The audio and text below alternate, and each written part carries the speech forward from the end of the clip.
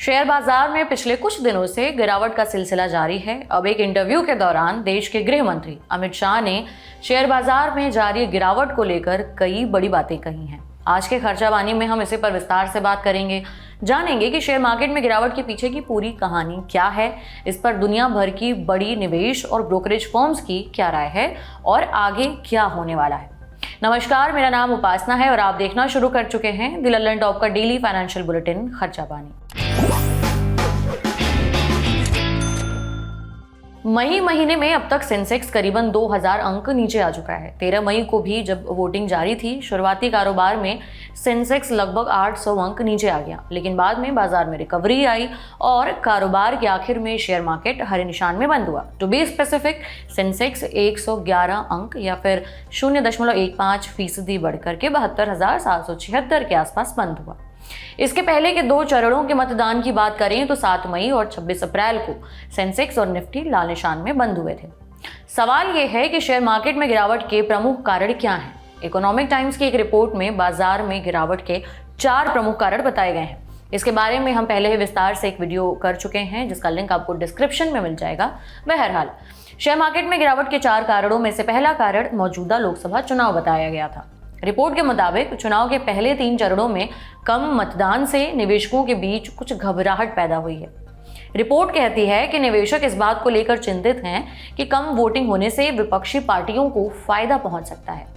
चुनाव और सेंसेक्स के इस रिश्ते के चलते ही केंद्रीय गृह मंत्री अमित शाह ने बड़ा बयान दिया है। सोमवार 13 मई को एक मीडिया चैनल के साथ बातचीत में उन्होंने कहा कि किसी को भी शेयर बाजार की हालिया उठापटक को 2024 के आम चुनाव से नहीं जोड़ना चाहिए। उन्होंने निवेशकों की चिंताओं को दूर करने की कोशिश करते हुए कहा कि कई मौकों पर इससे भी बड़ी गिरावट देखी गई है। उनका कहना है कि मार्केट में गिरावट के पीछे हो सकता है कि कुछ अफवाहें रही हों। इसके साथ ही उन्होंने शेयर मार्केट के निवेशकों को लोकसभा चुनाव के रिजल्ट की तारीख यानी कि 4 जून से पहले खरीदारी करने की सलाह दी।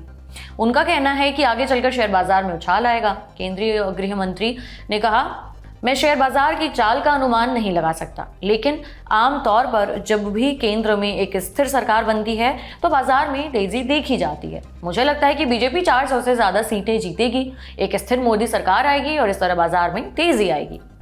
गृह मंत्री अमित शाह ने एनडीटीवी को दिए इंटरव्यू के दौरान ये भी कहा कि ऐसा पहली बार नहीं है जब शेयर बाजार टूटा है। इससे पहले भी शेयर मार्केट ने 16 बार गोते लगाए हैं। ऐसे में इसे चुनाव के साथ जोड़ना नहीं चाहिए। ये तो हो गई देश के गृह मंत्री का शेयर मार्केट को लेकर उनका खुद का नजरिया। लेकिन अब समझते हैं कि शेयर मार्केट को लेकर दुनिया भर की प्रमुख एजेंसियां और एक्सपर्ट्स, उनकी क्या राय है। बीजेपी की जीत से शेयर मार्केट पर क्या असर पड़ेगा? दुनिया के प्रमुख कई देशों में इन्वेस्टमेंट और वेल्थ मैनेजमेंट का बिजनेस करने वाले फिलिप कैपिटल ने शेयर मार्केट और इसके इलेक्शन कनेक्शन को लेकर एक नोट जारी किया है और इसमें कहा गया है कि अगर भाजपा के नेतृत्व वाला एनडीए बहुत प्रचारित 400 से ज्यादा सीटें जीतने का अपना लक्ष्य हासिल कर लेता है तो शेयर मार्केट में बहुत जोरदार तेजी आएगी।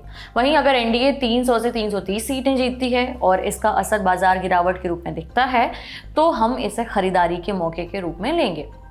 फिलिप कैपिटल का हेड ऑफिस सिंगापुर में है। इसके अलावा अमेरिका, ब्रिटेन, जापान, हांगकांग में भी इसके ऑफिस हैं।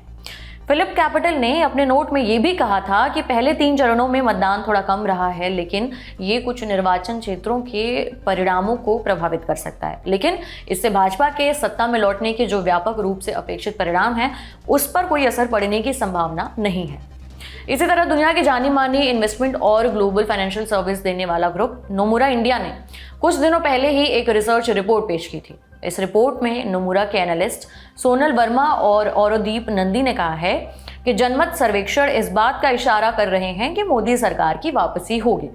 इस रिपोर्ट में यह भी सुझाव दिया गया था कि बीजेपी सरकार अपनी पुरानी नीतियां जारी रखेगी। नोमुरा के विश्लेषकों ने कहा कि सरकार भूमि, पूंजी और न्यायिक सुधारों के साथ साथ प्रत्यक्ष और अप्रत्यक्ष कर प्रशासन को सरल बनाने पर विचार कर सकती है। मोदी सरकार इस बार सत्ता में लौटती है तो बिजली, तेल और गैस और शराब को जीएसटी व्यवस्था के तहत लाने पर भी विचार किया जा सकता है। एचएसबीसी के अर्थशास्त्री प्रांजल भंडारी ने सुझाव दिया कि बीजेपी की सीटें 2019 में मिली 303 सीटों के मुकाबले बढ़कर इस बार 323 सीटों तक पहुंच सकती है, जबकि इसका एनडीए गठबंधन 377 तक पहुंच सकता है। हालांकि ये रिपोर्ट 7 मई को होने वाले तीसरे चरण के मतदान से पहले आई थी। वहीं मिराय एसेट कैपिटल को भी उम्मीद है कि शेयर बाजार में तेजी देखने को मिलेगी। मिराय एसेट ने कहा कि अगर बीजेपी सत्ता में आती है तो सभी की निगाहें जुलाई के बजट पर होंगी कि प्रत्यक्ष या फिर अप्रत्यक्ष कराधान, एमएसपी नीति और मनरेगा भुगतान में क्या कुछ बदलाव होते हैं या नहीं। मिराय एसेट कैपिटल मार्केट्स ने कहा कि लंबी अवधि में उनका ध्यान बुनियादी ढांचे के डेवलपमेंट, कृषि कानूनों, कौशल विकास और ग्रामीण भारत से मांग बढ़ाने के लिए विनिर्माण क्षेत्र में रोजगार पैदा करने पर होगा। अच्छा, जाते जाते आपको बाजार में गिरावट की बाकी 3 वजहें भी बता दें, मतलब वो वजहें जो विशेषज्ञ कह रहे हैं, हम नहीं। तो बाजार की गिरावट की दूसरी वजह है चाइना इफेक्ट। यहाँ चाइना इफेक्ट का मतलब है कि दुनिया भर के निवेशकों का चीन के शेयर मार्केट में निवेश बढ़ रहा है। इसी के चलते पिछले 1 महीने में चीन के शेयर बाजार के जो प्रमुख शेयर सूचकांक हैं, शंघाई कॉम्पोजिट उसमें 4% और हैंगसेंग उसमें 14% का उछाल दिखा है। विदेशी संस्थागत निवेशक यानी कि एफआईआई काफी तेजी से भारतीय बाजारों से पैसा निकाल रहे हैं। एफआईआई ने इस महीने यानी कि मई में अब तक भारतीय शेयर मार्केट से लगभग 19,000 करोड़ रुपए की निकासी की है। वहीं चीन के शेयर मार्केट में बढ़ते हुए निवेश को लेकर जियोजीत फाइनेंशियल सर्विसेज के डॉक्टर वीके विजय कुमार ने इकोनॉमिक टाइम्स से कहा, चीनी शेयरों का वैल्यूएशन भारत के मुकाबले सस्ता है, आगे भी यही ट्रेंड जारी रहने की संभावना है। इसी तरह जेफरीज के क्रिस वुड ने हाल ही में एशिया पैसिफिक में चीन का वेटेज बढ़ाया था, हालांकि इसमें जापान शामिल नहीं था। भारतीय शेयर बाजारों में पिछले कुछ दिनों से जारी गिरावट के पीछे तीसरा कारण शेयरों का वैल्यूएशन है। पिछले कुछ साल में शेयर मार्केट्स में तेज उछाल आया है। इस तेजी के चलते कई सेक्टर्स के शेयरों का वैल्यूएशन काफी बढ़ा है। इसके अलावा बाजार में गिरावट का चौथा बड़ा कारण कंपनियों की कमाई को माना जा रहा है। विश्लेषकों का कहना है कि चौथे तिमाही में घरेलू कंपनियों के इनकम काफी हद तक उम्मीदों के अनुरूप होने के बावजूद ओवरऑल इनकम में उल्लेखनीय कमी आई है। पिछले 1 महीने में निफ्टी आईटी ने अपने वैल्यूएशन में करीबन 7% की गिरावट देखी है। इसी तरह निफ्टी बैंक भी 4% नीचे आ चुका है।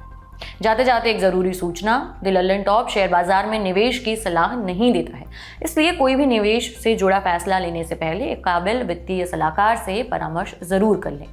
यह था आज का खर्चा पानी। ये बुलेटिन लिखा था हमारे साथी प्रदीप यादव ने। कैसा लगा जरूर बताएं नीचे कमेंट बॉक्स में। बाकी अगले एपिसोड तक अपना ख्याल रखें। शुक्रिया।